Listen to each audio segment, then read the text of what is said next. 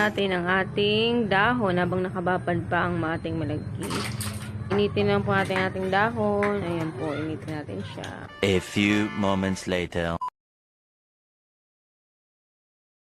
Kuloyin lang natin ang ating purong gata.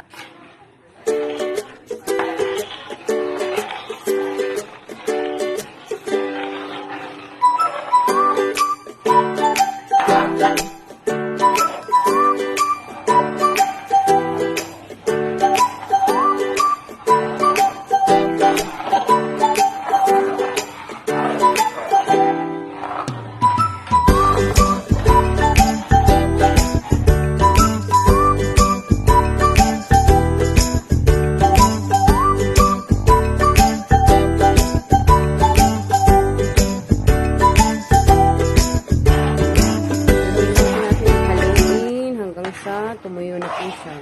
Halo ng halo lang po. Ayan po. Nakikita na po. Ayan po. Diba? Halo po siya.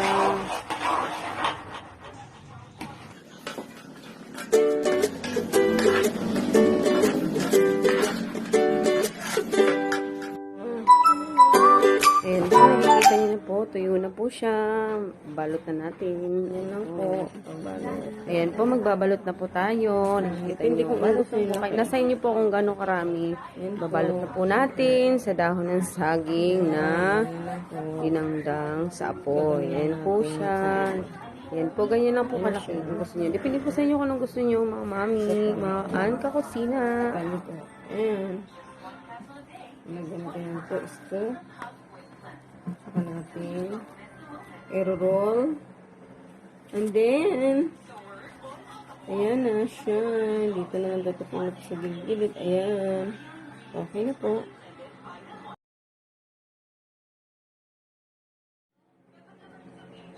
A few moments later. Ayan siya. Charan! Ay na po, luto na po siya. Titikman na natin ang ating luto na sumang malagkit. Matamis na po yan. Kaya hindi nyo na kailangan isawsaw sa asukal.